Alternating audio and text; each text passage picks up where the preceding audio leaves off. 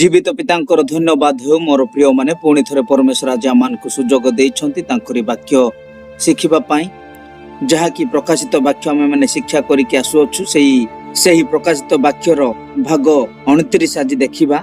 आसंतु समय को नष्ट न करके वाक्य निकट को सीधा सड़क जीवा। मो सहित परमेश्वर वाक्य खोलंतु प्रकाशित वाक्य 2 पर्व 14 पदरु 17 पद पर्यंत। किंतु तुम्भ विरुद्धरे आंभर कथा अछि जेउ बिलियाम देव प्रसाद भोजन ओ बेस्या गमन रूप फांद इस्राएल संतान मानक सम्मुखरे पकाइबाकू बालाककू शिक्षा देइथिला ताहार मतावलंबी केतेक जन तुम्भ मध्यरे सेठारे अछंती। सेहीपरि मध्य निकोलातीय मतावलंबी केतेक तुम्भ मध्यरे अछंती। एणु मन परिवर्तन कर नहिले आम्भे शीघ्र तुम्भ निकटकू आसी स्वमुख निश्रुत खड्ग द्वारा सेमानंक संगे युद्ध करिबु। मंडली गणंकु आत्मा कौन कहंती जार कर्ण अछि से ताहा शुणु। जे जय करे ताहाकु आम्भे गुप्त स्वर्गीय भोजन देबु। पुणी जेउ नाम ग्रहण कर्ता बिना अन्य केही जाने नाही एपरि नूतन नाम लिखित एक श्वेत प्रस्तर ताहाकु देबु। देखंतु एठारे आमे देखुचु जे परमेश्वर एही परगम मंडली विषय रे कौन कहउछंती। परमेश्वर एमानकु किपरि प्रशंसा करूछंती, विभिन्न प्रकारर प्रशंसा। ता सहित एमानकु कहउछंती तुम्भ विरुद्ध रे आंभर किछि कथा अछि। ताहा कौन? किंतु तुम्भ विरुद्धरे आंभर कथा अछि जेउ बिलियाम देव प्रसाद भोजन ओ बेस्या गमन रूप फांद इस्राएल संतान मानक सम्मुखरे पकाइबाकू बालाककू शिक्षा देइथिला ताहार मतावलंबी केतेक जन तुम्भ मध्यरे सेठारे अछंती। देखंतु ताहार मतावलंबी बा सेही रास्ता रे बिलियाम शिक्षा देइथिबा रास्ता रे चालिबा लोके केतेक तुम मानक मध्यरे सेठारे बा मंडली रे अछंती। एहार अर्थ सेही फर्ग मंडली रे भलो बा उत्तम विश्वासी थिले। ता सहित केतेक वाक्य को संसार सहित समझौता बा चुक्तिनामा बा कंप्रोमाइज करुथिबा लोक माने बिलियाम रो शिक्षा को मानुथिले। एही परि लोक माने मध्य सेही जगह रे थिले। ए माने वाक्य न जानी अजानंतरे एमिति करुथिले ताहा नुहे आज्ञा। अजानंतरे नुहे, सब जानी सुनी ए माने वाक्यर विरुद्ध रे कार्य करुथिले। कारण उत्तम भाव रे मानकू वाक्य जणा थिला। भूल कौन पाप कौन सब से माने जानी थिले। ता सहित सत्य परमेश्वर वाक्य को दुनिया सहित बा संसार सहित कंप्रोमाइज करुथिले। अन्य केतेक सत्य पई ठिया तो हेइछंती।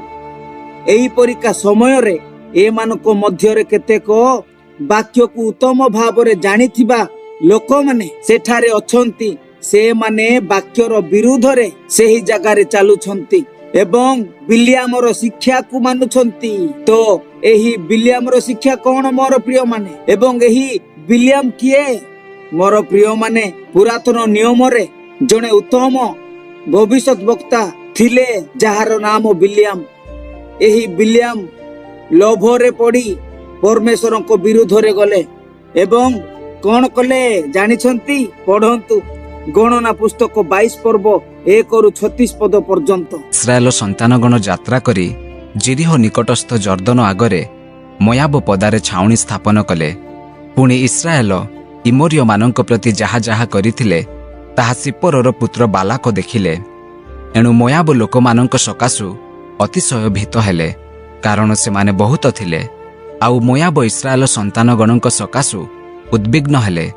एथिरे मोयाब मिदी अन्य प्राचीन गण को कहिले गोरु जेपरि पदारो घास चाटी खाए सेपरि एही जनता आंभ मानक चतुर्दिगस्त सबु चाटी पकाइबे। एही समय रे सिप्पोरर पुत्र बालाक मोयाबर राजा थिले। ए निमंते से बियरर पुत्र बिलियम को डाकिबा पई आपण लोकमानक संतान गणर देश निकटस्थ नदीर निकटवर्ती पथर नगर को वार्ता बह पठाई एहा कहिले, देख मिसररु बाहर होई एक जनता आसी अछंती। देख से माने पृथ्वीर मुख आच्छन्न करंती, पुणी आंभ सम्मुखरे बास करंती। एहेतु आंभे निवेदन करुअछु तुम्भे आसी आंभ निमंते एही लोकमानंकु अभिशाप दियो, कारण सेमाने आंभ प्रति अति बलवान होई पारे आम्भे सेमानंकु पराजय करी देशरु दूर करि पारिबा। जेहेतु आम्भे जाणु तुम्भे जाहाकु आशीर्वाद कर से आशीर्वाद पाए, पुणी तुम्भे जाहाकु अभिशाप दियो से अभिशप्त हुए। तहिरे मोयाबर प्राचीन वर्ग और मिदियनर प्राचीन वर्ग मंत्रर पुरस्कार हस्तरे घेनी प्रस्थान कले। पुणी सेमाने बिलियम निकटरे उपस्थित होई बालाकंक कथा ताहाकु कहिले। तहु से सेमानंकु कहिले, तुम्भे माने आजि रात्रि एठारे रुह, आउ सदाप्रभु मते जाहा कहिबे ताहा मु पुनर्बार तुम्भ मानंकु जणाइबी। तहिरे मोयाबर अधिपति माने बिलियम संगरे रहिले। ए उतारे परमेश्वर बिलियम निकटकु आसी ताहाकु कहिले, तुम्भ संगरे एही लोकमाने किए? तहु बिलियम परमेश्वरंकु कहिला, मोयाबर राजा सिप्पोरर पुत्र बालाक मो निकटकु एहा कहि पठाई अछंती। देख, एही जेउ लोकमाने मिसररु बाहारी आसी अछंती सेमाने समग्र देशको आच्छन्न करि अछंती। एबे तुम्भे आसी आम्भ निमंते सेमानंकु अभिशाप दियो। होई पारे आम्भे सेमानंकु विरुद्धरे युद्ध करी सेमानंकु तोड़ी देई पारिबा। तहिरे परमेश्वर बिलियमकु कहिले, तुम्भे सेमानंक संगे जीव नाही, तुम्भे सेही लोकमानंकु अभिशाप देव नाही, कारण सेमाने आशीर्वाद प्राप्त अटंती। एथिरे बिलियम प्रात कालरे उठी बालाकंक अधिपति मानंकु कहिला, तुम्भे माने आपणा देशकु जाओ, कारण सदाप्रभु मते तुम्भ मानंक सहित जीवा पाई अनुमति देबाकु मना करि अछंती। एणु मोयाबर अधिपति माने उठी बालाकंक निकटकु जाई कहिले, बिलियम आम्भ मानंक संगे आसीबाकु मना करुअछि। एउतारे बालाक सेमानंक ठारु अधिक संख्यक ओ अधिक संभ्रांत अधिपति मानंकु पुनर्बार पठाइले। तहु सेमाने बिलियम निकटकु आसी ताहाकु कहिले, सिप्पोरर पुत्र बालाक एही कथा कहंती, आम्भे विनय करुअछु, आम्भ कतिके आसीबाकु तुम्भे निवारित हुओ नाही, कारण आम्भे तुम्भकु संभ्रम देई महासंभ्रांत करिबा। पुणी जाहा तुम्भे आम्भकु कहिब आम्भे ताहा करिबा। एणु विनय करुअछु, आस आम्भ निमंते एही लोकमानंकु अभिशाप दियो। एथिरे बिलियम उत्तर देई बालाकंक दासमानंकु कहिला, यद्यपि बालाक रूपा ओ सुनारे परिपूर्ण आपणा गृह मते दियंती, तथापि उणा कि अधिक करिबाकु मु आपणा परमेश्वर सदाप्रभुंक वाक्यर बाहारे जाई पारे नाही। ए निमंते विनय करुअछि, तुम्भे माने हे आजि रात्रि एठारे रुह, सदाप्रभु मते आउ जाहा कहिबे ताहा मु जानिबी। एथिरे परमेश्वर रात्रि रे बिलियम निकटकु आसी कहिले, जदि एही लोकमाने तुम्भकु डाकिबाकु आसंती तेबे उठ, सेमानंक संगे जाओ, मात्र आम्भे तुम्भकु जेउ कथा कहिबा केवल ताहा ही तुम्भे कहिब। तहिरे बिलियम प्रात कालरे उठी आपणा गर्धबी सजाई मोयाबर अधिपति मानंक सहित गमन कला। एथिरे से जीवा सकाशु परमेश्वरंक क्रोध प्रज्वलित हैला। पुणी सदाप्रभुंक दूत ताहार शत्रु रूपे पथ मध्यरे ठिया होई रहिले।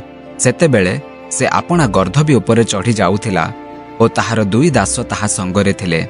एथिरे सेही गर्दभी सदाप्रभुंक दूतंकु पथ मध्यरे निष्कोष खड्ग हस्तरे धरी ठिया होइथिबारो देखिला। तहु गर्दभी बाट छाड़ी बिलो आड़कु गला। तहिरे बिलियम गर्दभीको बाटको फेराई आनिबा पाई प्रहार कला। तेबे सदाप्रभुंक दूत दुई द्राक्षा क्षेत्रर ए पाखे प्राचीर ओ से पाखे प्राचीर थिबा गली पथरे ठिया हेले। सेही समयरे गर्दभी सदाप्रभुंक दूतंकु देखि कांथ आड़कु ठेली होई जिबारु बिलियमर गोड़ कांथरे घसी हेला। तहिरे से पुनर्बार ताहाकु प्रहार कला। ए उतारे सदाप्रभुंक दूत आहुरी आगकु जाई एक संकीर्ण स्थानरे ठिया हेले। सेठारे डाहाणरे किंबा बामरे फेरिबार स्थान नथिला। सेतेबेले गर्दभी सदाप्रभुंक दूतंकु देखि बिलियमर तळे सोई पड़िला। तहिरे बिलियमर क्रोध प्रज्वलित हुअन्ते से गर्दभीको आपणा जष्टिरे प्रहार कला। तहु सदाप्रभु गर्दभीर मुख फिटाइले। तेणु से बिलियमकु कहिला, मु तुम्भर कौन कली जे तुम्भे मते एही 3 थर प्रहार कल? तेबे बिलियम गर्दभीकु कहिला, कारण तू मते परिहास करुअछु। मो हातरे खंडा थिले मु एबे तोते बध करंती। पुणी गर्दभी बिलियमकु कहिला, तुम्भे जन्मावधि आजि पर्यंत जहा उपरे चढ़ी आसिअछ मु कि तुम्भर सेई गर्दभी नुहे? मु कि पूर्वे केबे तुम्भ प्रति एपरि करिथिले? तहु से कहिला, ना। एथिरे सदाप्रभु बिलियमर चक्षु प्रसन्न करन्ते से सदाप्रभुंक दूतंकु पथ मध्यरे निष्कोष खड्ग हस्तरे धरी ठिया होइथिबार देखिला। तहिरे से मस्तक नुआई मुह माड़ी पड़िला। सेतेबेले सदाप्रभुंक दूत ताहाकु कहिले, तुम्भे एही 3 थर आपणा गर्दभीकु काहेकि प्रहार कल? देख, आम्भे तुम्भर शत्रु रूपे बाहार होइअछु। जेहेतु आम्भ साक्षातरे ତୁମ୍ଭର ଗତି ବିପଥଗାମୀ ହୋଇଅଛି। ପୁଣି ଗର୍ଦ୍ଧ ବି ଆମ୍ଭକୁ ଦେଖି ଏହି 3 ଥର ଆମ୍ଭ ସମ୍ମୁଖରୁ ଫେରିଲା। ସେ ଯଦି ଆମ୍ଭ ସମ୍ମୁଖରୁ ଫେରି ନଥାନ୍ତା, ତେବେ ନିଶ୍ଚୟ ଆମ୍ଭେ ତୁମ୍ଭକୁ ବଧ କରିଥାନ୍ତୁ, ଆଉ ତାହାକୁ ଜିଅନ୍ତା ରଖିଥାନ୍ତୁ। ତହିଁରେ ବିଲିୟମ ସଦାପ୍ରଭୁଙ୍କ ଦୂତଙ୍କୁ କହିଲା, ମୁଁ ପାପ କରିଅଛି, କାରଣ ତୁମ୍ଭେ ଯେ ମୋ ବିପକ୍ଷରେ ପଥରେ ଠିଆ ହୋଇଅଛ, ତାହା ମୁଁ ଜାଣିଲି ନାହିଁ। ଏଣୁ ଏବେ ଯଦି ତାହା ତୁମ୍ଭ ଦୃଷ୍ଟିରେ ମନ୍ଦ ହୁଏ, ତେବେ ମୁଁ ଫେରିଯିବି। ତହିଁରେ ସଦାପ୍ରଭୁଙ୍କ ଦୂତ ବିଲିୟମକୁ କହିଲେ, ସେହି ଲୋକମାନଙ୍କ ସଙ୍ଗେ ଯାଅ, ମାତ୍ର ଆମ୍ଭେ ତୁମ୍ଭକୁ ଯେଉଁ କଥା କହିବା କେବଳ ତାହା ତୁମ୍ଭେ କହିବ। ତହିଁରେ ବିଲିୟମ ବାଲାକଙ୍କ ଅଧିପତିମାନଙ୍କ ସହିତ ଗମନ କଲା। ଏଥି ଉତ୍ତାରେ ବିଲିୟମର ଆଗମନ ସମ୍ବାଦ ଶୁଣି ବାଲାକ ତାହା ସଙ୍ଗେ ଭେଟିବା ପାଇଁ ଦେଶର ପ୍ରାନ୍ତସ୍ଥିତ ଅର୍ଣ୍ଣନର ସୀମାନ୍ତବର୍ତ୍ତୀ ମୋୟାବ ନଗରକୁ ଗମନ କଲେ। ଦେଖନ୍ତୁ ଏଠାରେ କ'ଣ ଘଟଣା, ମୁଁ ଆପଣମାନଙ୍କୁ ଟିକେ ସଂକ୍ଷିପ୍ତ ଭାବରେ ବୁଝେଇବାକୁ ଇଚ୍ଛା କରୁଛି ବା ଚେଷ୍ଟା କରିବି। ଯେବେ ବିଲିୟମ ଜଣେ ଉତ୍ତମ ଭବିଷ୍ୟତ ବକ୍ତା ଥିଲେ, ସେହି ସମୟରେ ଇସ୍ରାଏଲର ଲୋକମାନେ ମିଶରରୁ ବାହାରି ଚାଲୁ ଚାଲୁ ଜିରିହ ନିକଟସ୍ଥ ଜର୍ଦ୍ଦନ ନଦୀ ଆଗରେ ମୋୟାବୀ ମାନଙ୍କ ଆଗରେ ସେମାନଙ୍କର ତମ୍ବୁକୁ ସ୍ଥାପନ କରି ସେଠାରେ ଇସ୍ରାଏଲ ମାନେ କିଛି ଦିନ ରହିଲେ। ଏହି ସମୟରେ ସେହି ମୋୟାବର ବାଲକ ନାମକ ଜଣେ ରାଜା ଥିଲେ। ସେହି ରାଜା ସେହି ଇସ୍ରାଏଲର ବହୁ ସଂଖ୍ୟା ବା ବହୁ ଗହଳି ଦେଖି ଭୟ କଲା, କ'ଣ ଏବେ ସରିଗଲା କଥା, ଏହି ଇସ୍ରାଏଲର ଲୋକମାନେ ଆମ ମୋୟାବୀ ଦେଶକୁ ଆସିଗଲେ, ଏବେ ଏମାନେ ଆମକୁ ମାରିଦେବେ ଏବଂ ଆମର ଦେଶ ଧନ ସମ୍ପତ୍ତି ସବୁ ହଡପ କରିକି ନେବେ ବୋଲି ବାଲକ ରାଜା ଭୟ କରି ଥରହର ହେଲେ। ତାପରେ କ'ଣ ହେଲା ନା, ବିଲିୟାମଙ୍କୁ ଡାକି ଇସ୍ରାଏଲ ଲୋକମାନଙ୍କୁ ଅଭିଶାପ ଦେବାକୁ ଡକାଇ ପଠାଉଛନ୍ତି। କାରଣ ବାଲକ ରାଜା ଜାଣିଥିଲେ ଯେ ଇଏ ବିଲିୟାମ ଜଣେ ପ୍ରଭୁଙ୍କର ଭବିଷ୍ୟତ ବକ୍ତା ଥିଲେ ଏବଂ ସେ ଯାହାକୁ ଅଭିଶାପ ଦେଉଥିଲେ ତାହା ହିଁ ଘଟୁଥିଲା ଏବଂ ଯାହାକୁ ଆଶୀର୍ବାଦ ଦେଉଥିଲେ ତାହା ହିଁ ତାଙ୍କ ପ୍ରତି ହେଉଥିଲା ବା ଆଶୀର୍ବାଦ ଘଟୁଥିଲା।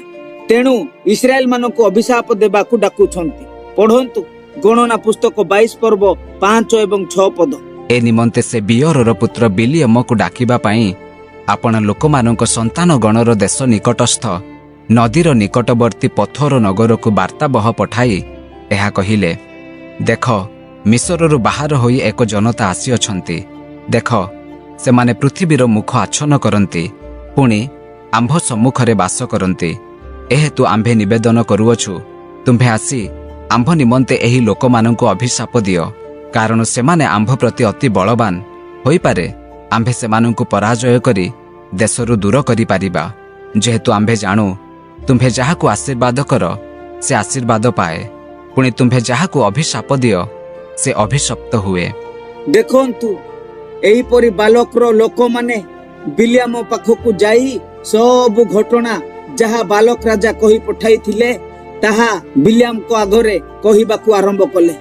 ତାପରେ ବିଲିୟାମ କ'ଣ କହୁଛନ୍ତି ପଢନ୍ତୁ ପୁଣି 8ରୁ 17 ପଦ ପର୍ଯ୍ୟନ୍ତ।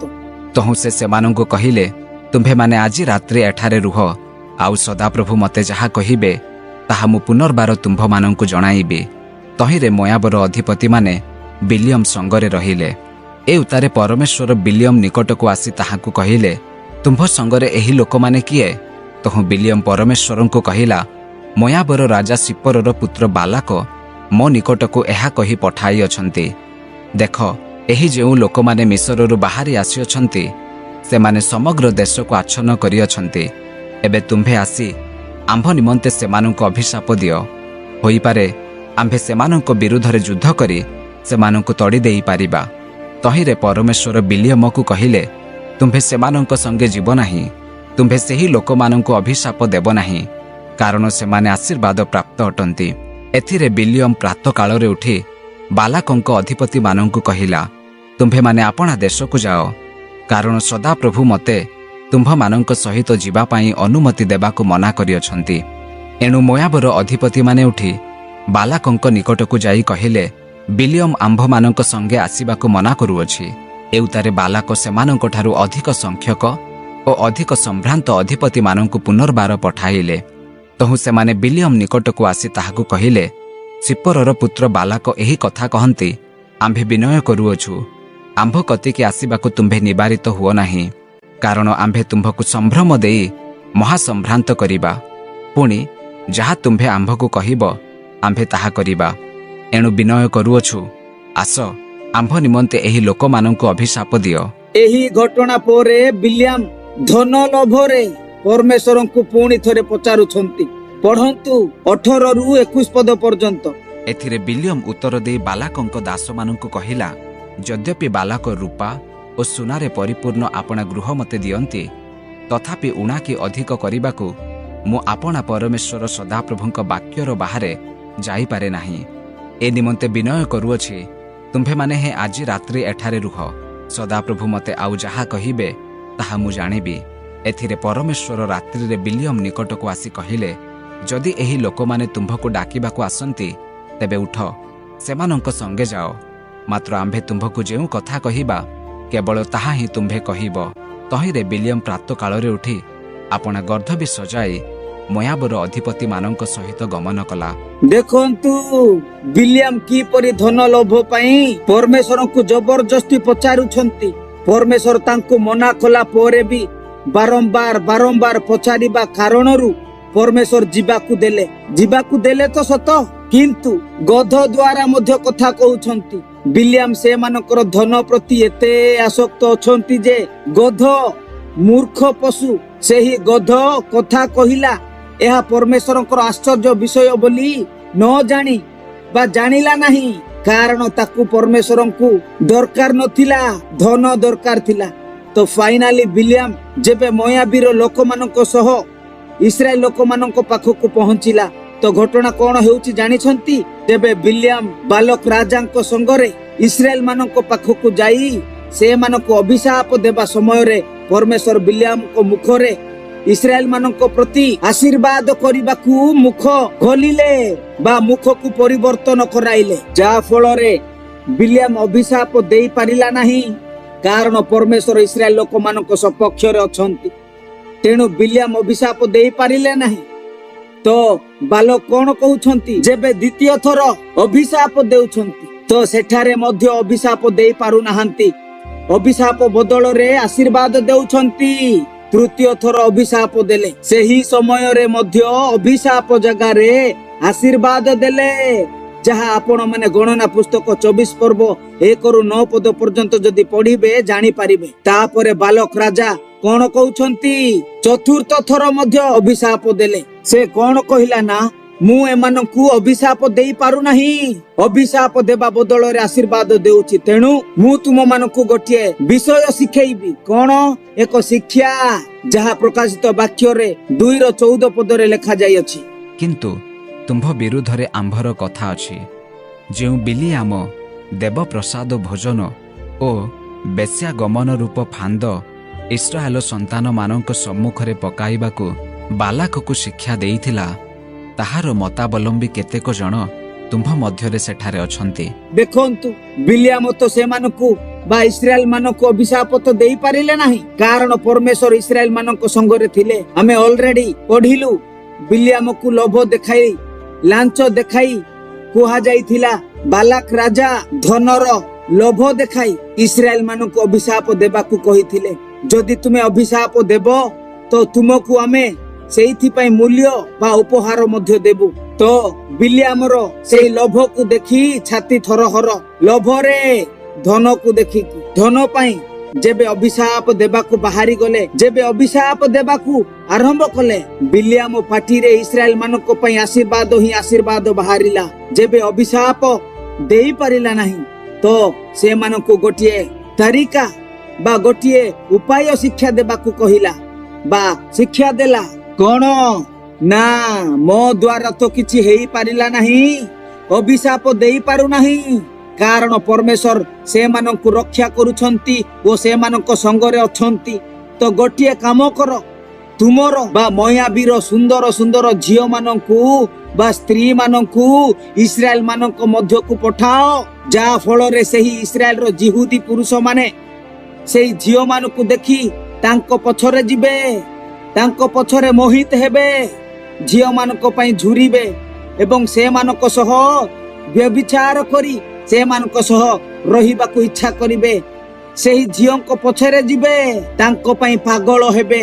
ଯେବେ ଇସ୍ରାଏଲର ଜିହୁଦୀ ପୁରୁଷ ମୟାବୀ ଝିଅ ମାନଙ୍କ ପଛରେ ଯାଇ ବ୍ୟଭିଚାର କରିବେ ତ ଅଟୋମେଟିକ ଜିହୁଦୀ ମାନଙ୍କର ପୃଥକୀକୃତ ଜୀବନ ବା ଅଲଗଦାୟୀ ବା ପବିତ୍ର ଜୀବନ ଶେଷ ହେବ, ନଷ୍ଟ ହେବ।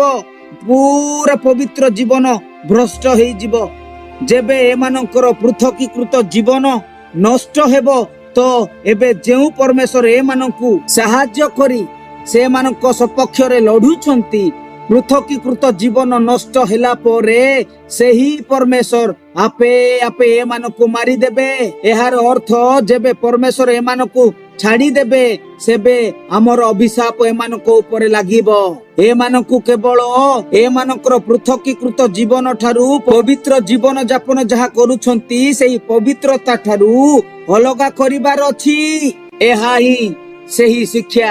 କଣ ନା ପବିତ୍ର ଜୀବନ ଯାପନ ଠାରୁ ବା ପୃଥକୀକୃତ ଜୀବନ ଯାପନ ଠାରୁ ଏମାନଙ୍କୁ ହଟାଇ ବ୍ୟଭିଚାର କରାଇବା।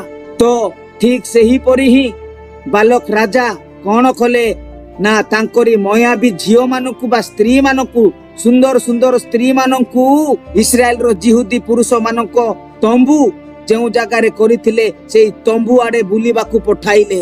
ଯେମିତି ସେ ପଠାଇଛନ୍ତି କଣ ହେଲା ପଢନ୍ତୁ ଗଣନା ପୁସ୍ତକ 25 ପର୍ବ 1ରୁ 9 ପଦ ପର୍ଯ୍ୟନ୍ତ। ଏଥି ଉତ୍ତାରେ ଇସ୍ରାଏଲ ସିଟିମରେ ବାସ କଲେ। ପୁଣି ଲୋକମାନେ ମୟାବର କନ୍ୟାଗଣ ସହିତ ବ୍ୟଭିଚାର କରିବାକୁ ଲାଗିଲେ। ପୁଣି ସେହି କନ୍ୟାମାନେ ଲୋକମାନଙ୍କୁ ଆପଣାମାନଙ୍କ ଦେବଗଣର ବଳିଦାନ ଉପଲକ୍ଷରେ ନିମନ୍ତ୍ରଣ କଲେ। ପୁଣି ଲୋକମାନେ ଭୋଜନ କଲେ ଓ ସେମାନଙ୍କ ଦେବଗଣକୁ ପ୍ରଣାମ କଲେ। ଆଉ ଇସ୍ରାଏଲ ଆପେ ବାଲପିଓର ପ୍ରତି ଆସକ୍ତ ହେଲେ। ଏଣୁ ସଦାପ୍ରଭୁଙ୍କର କ୍ରୋଧ ଇସ୍ରାଏଲର ପ୍ରତିକୂଳରେ ପ୍ରଜ୍ୱଳିତ ହେଲା। ଏଥିରେ ସଦାପ୍ରଭୁ ମୋଶାଙ୍କୁ କହିଲେ, ଲୋକମାନଙ୍କର ସମସ୍ତ ପ୍ରଧାନ ବର୍ଗଙ୍କୁ ନେଇ ସଦାପ୍ରଭୁଙ୍କ ଉଦ୍ଦେଶ୍ୟରେ ସୂର୍ଯ୍ୟ ସମ୍ମୁଖରେ ସେମାନଙ୍କୁ ଟଙ୍ଗାଅ। ତହିଁରେ ଇସ୍ରାଏଲ ଠାରୁ ସଦାପ୍ରଭୁଙ୍କର ପ୍ରଚଣ୍ଡ କ୍ରୋଧ ଫେରିବ। ତହୁ ମୋଶା ଇସ୍ରାଏଲର ବିଚାର କର୍ତ୍ତୃଗଣକୁ କହିଲେ, ତୁମ୍ଭେମାନେ ପ୍ରତ୍ୟେକ ବାଲପିଓର ପ୍ରତି ଆସକ୍ତ ଆପଣା ଆପଣା ଲୋକମାନଙ୍କୁ ବଧ କର। ଏଥିରେ ଦେଖ, ଇସ୍ରାଏଲ ସନ୍ତାନଗଣଙ୍କ ମଧ୍ୟରୁ ଜଣେ ମୋଶାଙ୍କର ସାକ୍ଷାତରେ ଓ ଇସ୍ରାଏଲ ସନ୍ତାନଗଣଙ୍କର ସମସ୍ତ ମଣ୍ଡଳୀ ସାକ୍ଷାତରେ ଆପଣା ଜ୍ଞାତିମାନଙ୍କ ନିକଟକୁ ଏକ ମିଦିଅନିଆ ସ୍ତ୍ରୀକୁ ଆଣିଲା। ସେତେବେଳେ ଲୋକମାନେ ସମାଗମ ତମ୍ବୁ ନିକଟରେ ରୋଦନ କରୁଥିଲେ। ତେବେ ହାରଣ ଯାଜକର ପୌତ୍ର ଇଲିଆସରର ପୁତ୍ର ପିନ୍ହସ ତାହା ଦେଖି ମଣ୍ଡଳୀ ମଧ୍ୟରୁ ଉଠି ହାତରେ ଏକ ବର୍ଚ୍ଛା ନେଲା। ପୁଣି ସେ ଇସ୍ରାଏଲୀୟ ସେହି ପୁରୁଷର ପଛେ ପଛେ ତମ୍ବୁ ଭିତରେ ପ୍ରବେଶ କରି ସେହି ଦୁଇ ଜଣକୁ ଅର୍ଥାତ୍ ସେହି ଇସ୍ରାଏଲୀୟ ପୁରୁଷକୁ ଓ ସେହି ସ୍ତ୍ରୀର ପେଟକୁ ବିନ୍ଧି ପକାଇଲା। ତହିଁରେ ଇସ୍ରାଏଲ ସନ୍ତାନଗଣଠାରୁ ମାରି ନିବୃତ୍ତ ହେଲା। ତଥାପି 24,000 ଲୋକ ଏହି ମାରିରେ ମଲେ। ଦେଖିଲେ ତ? ପୁଣି ପଢନ୍ତୁ ଗଣନା ପୁସ୍ତକ 31ର 16 ପଦ। ଦେଖ, ଏମାନେ ବିଲିୟମର ପରାମର୍ଶରେ ପିଓର ଦେବତା ବିଷୟରେ ଇସ୍ରାଏଲ ସନ୍ତାନଗଣଙ୍କୁ ସଦାପ୍ରଭୁଙ୍କ ବିରୁଦ୍ଧରେ ସତ୍ୟ ଲଙ୍ଘନ କରାଇଲେ। ତହିଁ ନିମନ୍ତେ ସଦାପ୍ରଭୁଙ୍କ ମଣ୍ଡଳୀ ମଧ୍ୟରେ ମହାମାରୀ ହେଲା। ଏଣୁ ତୁମ୍ଭେମାନେ ଏବେ ପିଲାମାନଙ୍କ ମଧ୍ୟରୁ ସମସ୍ତ ପୁରୁଷ ପିଲାମାନଙ୍କୁ ବଧ କର। ପୁଣି ଯେଉଁ ସ୍ତ୍ରୀ ଲୋକମାନେ ପୁରୁଷର ସହବାସ ଜ୍ଞାତ ହୋଇଅଛନ୍ତି ସେମାନଙ୍କୁ ବଧ କର। କେତେ ଜଣ ମଲେ? ସେଇ ଗଣନା 25ର 9 ପଦରେ ପଢନ୍ତୁ କେତେ ଜଣ ମଲେ? ତଥାପି 24,000 ଲୋକ ଏହି ମାରିରେ ମଲେ। ପୁରା 24,000 ଜଣ ବୃଦ୍ଧ ଲୋକମାନେ। କାହିଁକି? ଯେବେ ସେହି ଜିହୁଦୀ ପୁରୁଷ ମାନେ ସେହି ମୟାବୀର ସ୍ତ୍ରୀ ମାନଙ୍କ ପଛରେ ଗଲେ, ବ୍ୟଭିଚାର କଲେ, ସେହି ସମୟରେ ଏହି ବୃଦ୍ଧ ଲୋକମାନେ ଚେତାବନୀ ଦେଇକି ଗାଳି କରିକି ସାବାଡ କରିକି ସେମାନଙ୍କୁ ପରମେଶ୍ୱରଙ୍କର ଭୟ ଦେଖାଇ ଅଟକାଇବାର ଥିଲା। କିନ୍ତୁ ସେମାନେ କଣ କଲେ? ଛାଡ, ଆମେ ତ ବୃଦ୍ଧ ହେଇଗଲୁଣି, ଏଇ ନଜବାନ ଲୋକମାନଙ୍କୁ, ଏଇ ଯୁବା ଲୋକମାନଙ୍କୁ, ଯୁବା ପୁଅ ମାନଙ୍କୁ, ଝିଅ ମାନଙ୍କୁ କାହିଁକି ଅଟକେଇବୁ ବୋଲିକି ହେ ଜ୍ଞାନ କରିକି ରହିଲେ ବୋଲି ପରମେଶ୍ୱର ସେମାନଙ୍କୁ କଣ କଲେ? ମୋଶାଙ୍କୁ କହି ଗୋଟିଏ ଗଛରେ ଟାଙ୍ଗିବାକୁ କହିଲେ। କେତେ ଜଣ? ପୁରା 24,000 ଜଣ। ତା ସହିତ ଗୋଟିଏ କଥା, ପରମେଶ୍ୱର ଏମାନଙ୍କୁ ପୂର୍ବରୁ ହିଁ ସୂଚେଇ ଦେଇଥିଲେ, ପୂର୍ବରୁ ହିଁ ଏମାନଙ୍କୁ କହିଥିଲେ। କଣ? ପଢନ୍ତୁ ଦ୍ୱିତୀୟ ବିବରଣ 17ର 16 ପଦ। ମାତ୍ର ସେ ରାଜା ଆପଣା ପାଇଁ ଅନେକ ଅଶ୍ଵ ରଖିବ ନାହିଁ, କିମ୍ବା ଅନେକ ଅଶ୍ଵ ରଖିବା ଅଭିପ୍ରାୟରେ ଲୋକମାନଙ୍କୁ ପୁନର୍ବାର ମିଶରକୁ ଗମନ କରାଇବ ନାହିଁ। କାରଣ ସଦାପ୍ରଭୁ ତୁମ୍ଭମାନଙ୍କୁ କହିଅଛନ୍ତି, ତୁମ୍ଭେମାନେ ଏହି ସମୟଠାରୁ ସେହି ପଥରେ ଆଉ ଫେରିଯିବ ନାହିଁ। ଦେଖନ୍ତୁ, ପରମେଶ୍ୱର ପୂର୍ବରୁ ଚେତାବନୀ ଦେଇଥିଲେ, ମିଶରରୁ ଘୋଡା ନେଇକି ଆସିବ ନାହିଁ। ଯେଉଁ ରାସ୍ତାରୁ ତୁମେ ଆସିଛ ସେହି ରାସ୍ତାରୁ ପୁନର୍ବାର ଫେରିକି କେବେ ବି ଯିବ ନାହିଁ ବୋଲି ସ୍ପଷ୍ଟ ଭାବରେ କହିଥିଲେ। ଏହା କେବଳ ସେମାନଙ୍କ ପାଇଁ ନୁହେଁ ଆଜ୍ଞା, ଆମମାନଙ୍କ ପାଇଁ ମଧ୍ୟ ସୁସମାଚାର ବା ସନ୍ଦେଶ। ମୋର ପ୍ରିୟମାନେ, ମତେ ଏବଂ ଆପଣ ମାନଙ୍କୁ ଗୋଟିଏ ଜାଗାରୁ ମୂଲ୍ୟ ଦେଇକି ପରମେଶ୍ୱର ବାହାର କରି ଆଣିଛନ୍ତି। ସେହି ରାସ୍ତାରେ କେବେ ବି ଫେରିକି ଯିବ ନାହିଁ ମନା କରିଛନ୍ତି। ଏହିପରି ଫର୍ଗମର ମଣ୍ଡଳୀରେ ମଧ୍ୟ କେତେକ ଲୋକମାନେ ଥିଲେ। ସେମାନେ କଣ କରୁଥିଲେ ନା ସେମାନେ ବାକ୍ୟ ଉତ୍ତମ ଭାବରେ ଜାଣିଲା ପରେ ମଧ୍ୟ ନିଜର ସ୍ୱାର୍ଥ ପାଇଁ ସଂସାର ସହିତ, ଦୁନିଆର ସହିତ ବାକ୍ୟକୁ ସମାନ କରି ସମଝୋତା କରୁଛନ୍ତି। ଦୁନିଆର ବା ସଂସାରର ଅନୁରୂପୀ ହେଉଛନ୍ତି। ସଂସାର ଯେମିତି ପାଳନ କରୁଛି ସେମିତି ଏମାନେ ବି ପାଳନ କରୁଛନ୍ତି। ସଂସାର ଯେମିତି ଖାଉଛି ଏଇମାନେ ବି ଖାଉଛନ୍ତି। ସଂସାର ଯେମିତି ପିନ୍ଧୁଛି ଏମାନେ ମଧ୍ୟ ସେମିତି ପିନ୍ଧୁଛନ୍ତି। ସଂସାର ଯେମିତି ରୀତି ରିବାଜ ପାଳନ କରୁଛି ଏଇମାନେ ମଧ୍ୟ ସଂସାର ପରିକା ରୀତି ରିବାଜ ପାଳନ କରୁଛନ୍ତି। ମୋର ପ୍ରିୟମାନେ, ଆଜି ଆମ ମାନଙ୍କ ମଧ୍ୟରେ ବି ସେହି ପରୀକ୍ଷା ହେଉଛନ୍ତି। ନିଜେ ନିଜକୁ ପରୀକ୍ଷା କରିକି ଦେଖନ୍ତୁ। ମୋର ପ୍ରିୟମାନେ, ମନେ ରଖନ୍ତୁ, ଆମେ ମାନେ ଜଣେ ଜଣେ ବିଶ୍ୱାସୀ ରକ୍ତର ମୂଲ୍ୟ ଦେଇକି କିଣା ଯାଇଅଛୁ। ଆମର ଚାଲିଚଳନ, କଥାବାର୍ତ୍ତା, ଚଳନି, ଆଚାର ବ୍ୟବହାର, ତୋର ତାରିକା, ସିଦ୍ଧାନ୍ତ ପୁରା ଅଲଗା। ସଂସାର ଠାରୁ ଆମକୁ ପରମେଶ୍ୱର ପୃଥକ କରି ମନୋନୀତ କରିଛନ୍ତି। ଏହା ଜାଣି ଆମେ ପୃଥକୀକୃତ ଜୀବନ ଯାପନ, ପବିତ୍ରତା ଜୀବନ ଯାପନ କରିବା ବଦଳରେ ଆମେ କଣ କରୁଛୁ? ପରମେଶ୍ୱରଙ୍କୁ ଖୁସି ନ କରି ସଂସାରକୁ ଖୁସି କରି, ସମ୍ପର୍କୀୟ ଲୋକମାନଙ୍କୁ ଖୁସି କରି, ଭାଇ ବନ୍ଧୁ ଜ୍ଞାତି କୁଟୁମ୍ବକୁ ଖୁସି କରୁଛୁ। ବାକ୍ୟ ଅନୁସାରେ ପିଲାମାନଙ୍କର ବାହାଘର ନ କରି ସାଂସାରିକ ଭାବରେ ବାହାଘର କରୁଛୁ। କାହାକୁ ଖୁସି କରିବାକୁ? ସଂସାରକୁ। ବାକ୍ୟ ଅନୁସାରେ ଜୀବନ ଅତିବାହିତ ନ କରି ସାଂସାରିକ ଅନୁସାରେ ଜୀବନ ଯାପନ ବା ଜୀବନ ଅତିବାହିତ କରୁଛୁ। କାହା ପାଇଁ? ସଂସାର ପାଇଁ, ସାଂସାରିକ ଲୋକମାନଙ୍କୁ ଖୁସି କରିବାକୁ। ନିଜେ ଜଣେ ପରମେଶ୍ୱରଙ୍କର ଉତ୍ତମ ଦାସ ବା ଉତ୍ତମ ଦାସୀ ହେଇ ଆଦର୍ଶର ଜୀବନ ଯାପନ କରିବା ଜାଗାରେ ଦୁନିଆକୁ ଖୁସି କରି ପ୍ରଭୁଙ୍କ ପାଖକୁ ଯେଉଁମାନେ ଆସିବାକୁ ଇଚ୍ଛା କରୁଛନ୍ତି ସେମାନଙ୍କ ପାଇଁ ବାଧାର କାରଣ ହେଉଛନ୍ତି। ଏହା କଣ ଚାଲିଛି? ଏପଟେ ପରମେଶ୍ୱରଙ୍କର ବାକ୍ୟ ଉତ୍ତମ ଭାବରେ ଜଣା, ତଥାପି ସାଂସାରିକ ସହିତ ବା ସଂସାର ସହିତ ବାକ୍ୟକୁ ସମାଧାନ କରୁଛୁ। ତାହା ବି ନିଜର ସ୍ୱାର୍ଥ ପାଇଁ। ପରମେଶ୍ୱର ତୁମକୁ ବାରମ୍ବାର କହିଛନ୍ତି, ଯେଉଁ ରାସ୍ତାରୁ ଆସିଛ ସେହି ରାସ୍ତାରେ ଆଉ କେବେ ବି ଭୁଲରେ ବି ଫେରିକି ଯିବ ନାହିଁ। ରାଜା ଦାଉଦଙ୍କ ପୁତ୍ର ଜ୍ଞାନୀ ସଲୋମନଙ୍କୁ ପରମେଶ୍ୱର ସ୍ପଷ୍ଟ ଭାବରେ କହିଥିଲେ ଯେ ତୁମ୍ଭେ ମିଶରରୁ ଘୋଡା ନେବ ନାହିଁ। କାରଣ ଦୁନିଆରେ ଅନେକ ଲୋକମାନେ ଯେଉଁମାନେ କି ଘୋଡା ରଖୁଛନ୍ତି ସେମାନେ ଘୋଡା ଉପରେ ଆଶ୍ରୟ ରଖନ୍ତି, କିନ୍ତୁ ସଲୋମନ ତୁମ୍ଭର ମୋ ଉପରେ ଆଶ୍ରୟ ବୋଲି ପରମେଶ୍ୱର କହୁଛନ୍ତି। ଏଠାରେ ବୁଝିବାକୁ ହେଲେ ପୁଣି ଥରେ ପଢନ୍ତୁ ପ୍ରଥମ ରାଜାବଳୀ 10 ପର୍ବ 28 ଏବଂ 29 ପଦ।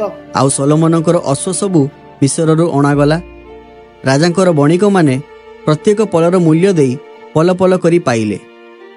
ଏହି ରୂପେ ସେମାନଙ୍କ ଦ୍ୱାରା ହିତୀୟ ଓ ଅରାମୀୟ ସମସ୍ତ ରାଜାଙ୍କ ନିମନ୍ତେ ହିଁ ସେସବୁ ଅଣାଗଲା। ପୁଣି ମିଶରର ଏକ ଏକ ରଥ 600 ସେକଲ ରୌପ୍ୟ ମୁଦ୍ରାରେ ଓ ଏକ ଏକ ଅଶ୍ଵ 150 ସେକଲ ରୌପ୍ୟ ମୁଦ୍ରାରେ ଆସିଲା ଓ ଗଲା। ପରମେଶ୍ୱର ମୋସାଙ୍କୁ ଏବଂ ଇସ୍ରାଏଲ ଲୋକମାନଙ୍କୁ କଣ କହୁଛନ୍ତି? କଣ କହିଥିଲେ? ତୁମ୍ଭେ ସେହି ରାସ୍ତାରେ ଫେରିକି ଯିବ ନାହିଁ। ମୋର ପ୍ରିୟମାନେ, ଜ୍ଞାନୀ ସଲୋମନକୁ ତ ଆଶୀର୍ବାଦ ମିଳିଗଲା। ତାଙ୍କ ପିତା ଦାଉଦ ବାକ୍ୟ ଅନୁସାରେ ଚାଲୁଥିଲେ। ଯେବେ ସଲୋମନକୁ ସବୁ ମିଳିଗଲା ତ ସେ ସାରା ଦୁନିଆରେ ଫେମସ ହେବାକୁ ଆରମ୍ଭ ହେଲା। ସଲୋମନଙ୍କ ପରିକା ରାଜା ଆଉ କେହି ନଥିଲେ। ଦୁନିଆ ସାରାର ରାଣୀ ମାନେ ମଧ୍ୟ ଆସି ସଲୋମନଙ୍କୁ ଭେଟୁଥିଲେ। ଏହି ପରିକା ସଲୋମନ ଫେମସ ହେଇ ସେଇ ଫେମସ ର ଟିପରେ ବସିବା କାରଣରୁ ବୁଦ୍ଧି ଆଉ କାମ କଲା ନାହିଁ। ତେଣୁ ପରମେଶ୍ୱର ଯାହା ବି କହିଥିଲେ ତାହା ଆଉ ଜ୍ଞାତ ହେଲେ ନାହିଁ। ସେ ମନକୁ ମନ କଣ ଭାବିଲେ ନା ମିଶରରୁ ତ ଲୋକମାନେ ଆସି ମୋ ଠାରୁ ଜ୍ଞାନର କଥା ଶୁଣିବାକୁ ଆସୁଛନ୍ତି ତ ସେହିଠାରୁ ଘୋଡ଼ା ଗୁଡ଼ିକ ନେଇକି ଆସିଲେ ଆମର କଣ ସୁବିଧା ହେବ? ଏହା କହି ମିଶରର ଘୋଡ଼ା ଗୁଡ଼ିକ ନେଇକି ଆସିଲେ। ତାପରେ କଣ ହେଲା ଜାଣିଛନ୍ତି? ପଢନ୍ତୁ ପ୍ରଥମ ରାଜାବଳୀ 11 ପର୍ବର 1 ପଦ। ସଲୋମନ ରାଜା ଫାରର କନ୍ୟା ଛଡ଼ା ମୋୟାବୀୟ, ଅମନୀୟ, ଇଦୋମୀୟ, ସିଦୋନୀୟ ଓ ହିତ୍ତୀୟ ଅନେକ ବିଦେଶିଆ ସ୍ତ୍ରୀମାନଙ୍କୁ ପ୍ରେମ କଲେ। ଦେଖନ୍ତୁ ପ୍ରଥମରେ ସେ ଘୋଡ଼ା ଗୁଡ଼ିକ ଆଣିଲା, ତାପରେ ଫାରର ଝିଅ ମଧ୍ୟ ଆସିଗଲା ଭାଇ। ପୁଣି କଣ ହେଲା? ପ୍ରଥମ ରାଜାବଳୀ 11ର 4 ପଦ। କାରଣ ସଲୋମନ ବୃଦ୍ଧ ହୁଅନ୍ତେ ଏପରି ଘଟିଲା ଯେ ତାଙ୍କର ପତ୍ନୀମାନେ ବିଦେଶୀୟ ଦେବତାଗଣ ପ୍ରତି ତାଙ୍କର ମନକୁ ବିପଥଗାମୀ କଲେ। ପୁଣି ତାଙ୍କର ପିତା ଦାଉଦଙ୍କର ଅନ୍ତଃକରଣ ପରି ତାଙ୍କର ଅନ୍ତଃକରଣ ସଦାପ୍ରଭୁ ପରମେଶ୍ୱରଙ୍କ ପ୍ରତି ସିଦ୍ଧ ନୋହିଲା। ଦେଖିଲେ ତ ତାପରେ କଣ ଆସିଲା? ମିଶରର ଦେବତା ମଧ୍ୟ ଆସିଲା। ପୁଣି କଣ ହେଲା? ସେଇ 11ର 7 ଏବଂ 8 ପଦ।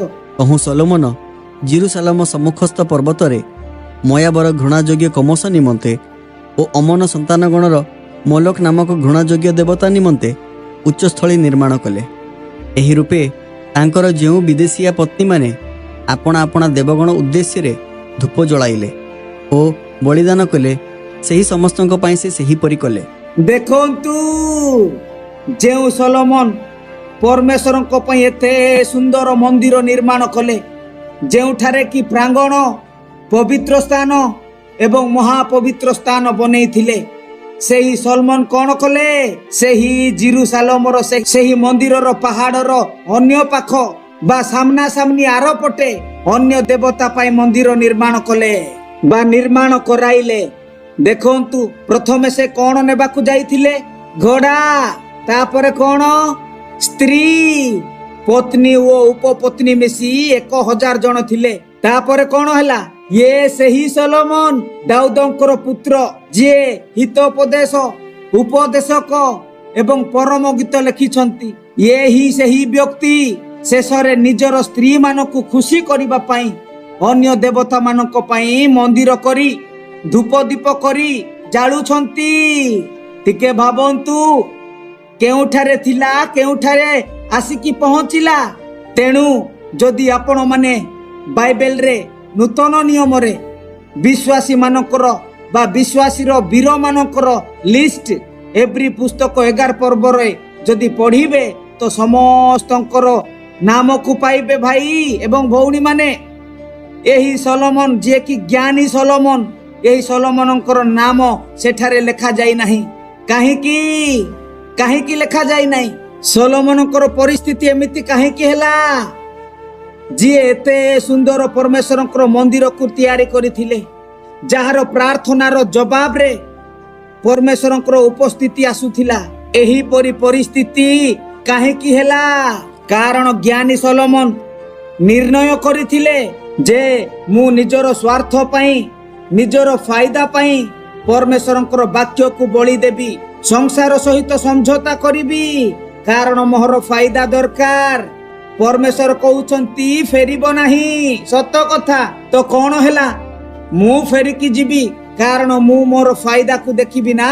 ମୋର ପ୍ରିୟ ମାନେ, ଆଜି ଠିକ ସେହିପରି ଅନେକ ବିଶ୍ୱାସୀ ବାକ୍ୟକୁ ଠିକରେ ବା ଉତ୍ତମ ଭାବରେ ଜାଣିଲା ପରେ ବି ଆପଣା ବା ନିଜର ସ୍ୱାର୍ଥ ପାଇଁ ବାକ୍ୟକୁ ଗୋଇଠା ମାରୁଛନ୍ତି।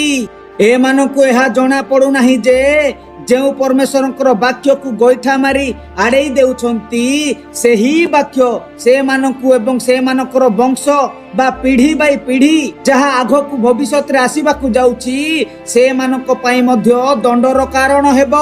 ଅନେକ ସମୟରେ ପାଳକ, ପ୍ରଚାରକ ମାନେ, ପ୍ରଭୁଙ୍କ ଦାସ ମାନେ ବାକ୍ୟ ଦ୍ୱାରା ଚେତାବନୀ ମଧ୍ୟ ଦେଉଛନ୍ତି ବିଶ୍ୱାସୀ ମାନଙ୍କୁ, ତୁମ୍ଭେ ଏହା କର ନାହିଁ, ତାହା କର ନାହିଁ, ଏହା କଲେ ପାପ ଅଟେ, ସଂସାର ସହିତ ମିଶ ନାହିଁ, ସଂସାର ପରିକା ଚାଲ ନାହିଁ।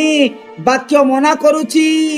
ଆମର ଚାଲିଚଳନ ଅଲଗା, ଆମର ତର ତାରିକା ଅଲଗା, ଭିନ୍ନ ଅଟେ। ଆମ ମାନଙ୍କର ସିଦ୍ଧାନ୍ତ ଭିନ୍ନ ବା ଅଲଗା ଅଟେ। କିନ୍ତୁ ବିଶ୍ୱାସୀ ମାନେ କଣ କରୁଛନ୍ତି ଶୁଣିବେ? ସେମାନେ କଣ କହୁଛନ୍ତି?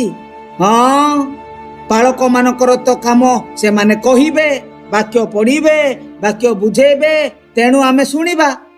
ଆମେ ସବୁ ଶୁଣିବା କଥା ଶୁଣିବା, ଆଉ ଏଇପଟେ ଶୁଣିକି ସେପଟେ ଛାଡିଦେବା। କିଏ କହୁଛି? ଅନେକ ପଙ୍ଗୁ ବିଶ୍ୱାସୀ ମାନେ ଅଛନ୍ତି, ନାମଧାରୀ ବିଶ୍ୱାସୀ।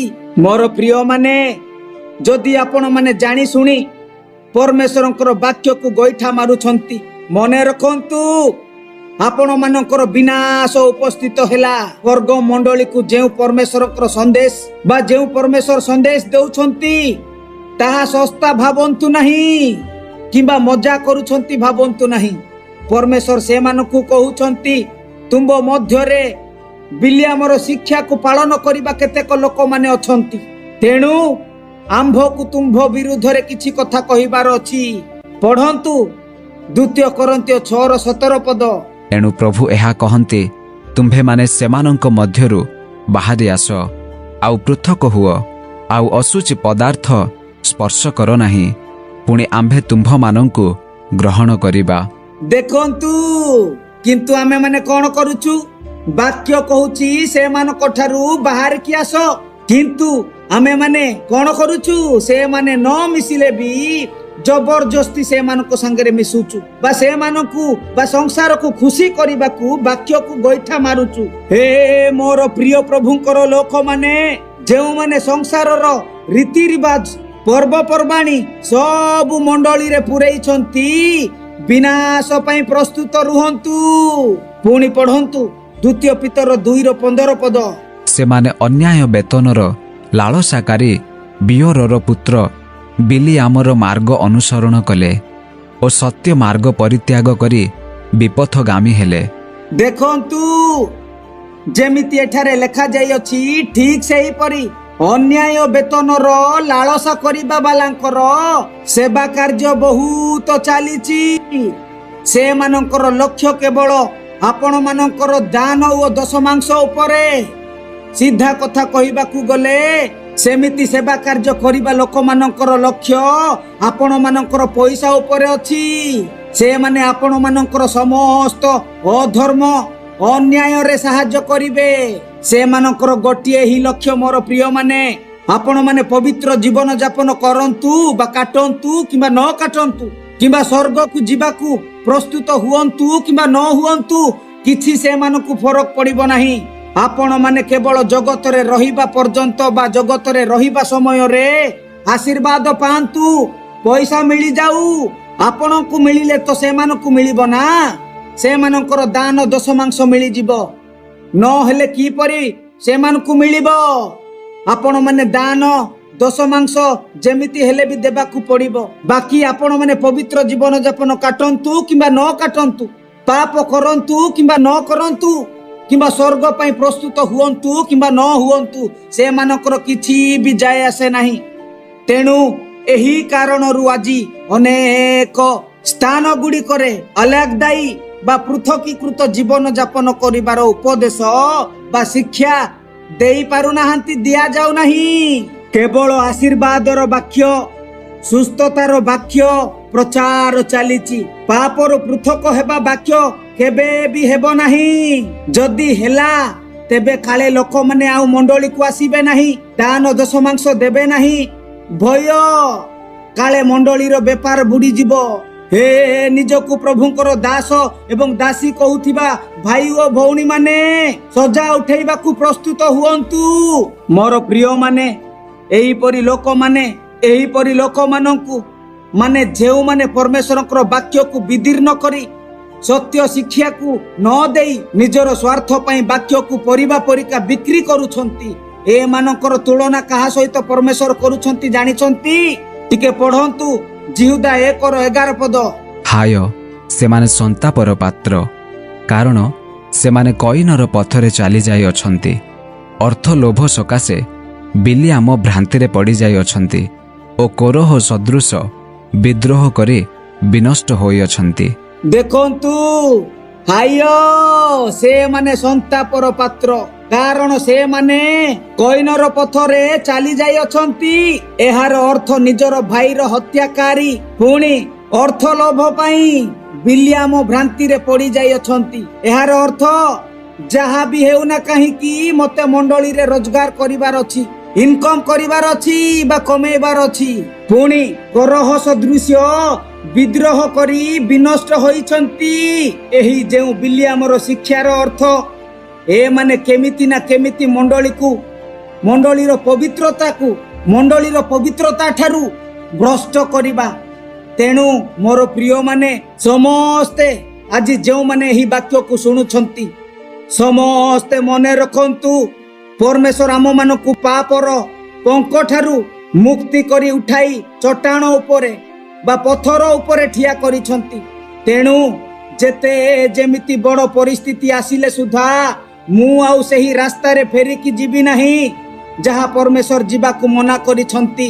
ଏହି ମିଶରର ରାସ୍ତାରେ କେବେ ବି ମୁଁ ଫେରିକି ଯିବି ନାହିଁ। ଯଦି ପ୍ରଭୁଙ୍କର ଆଶୀର୍ବାଦ ମୋ ଜୀବନରେ ଲାଗି ରହୁ ବୋଲି ଇଚ୍ଛା କରୁଛନ୍ତି ତ ତେବେ କେବଳ ଗୋଟିଏ ହିଁ କଥା ମନେ ରଖନ୍ତୁ, ପରମେଶ୍ୱରଙ୍କର ବାକ୍ୟରୁ ଗୋଟିଏ ସୂତାଏ କିମ୍ବା ଗୋଟିଏ ଇଞ୍ଚ ବି ବାମ କିମ୍ବା ଡାହାଣ ହଟିବ ନାହିଁ।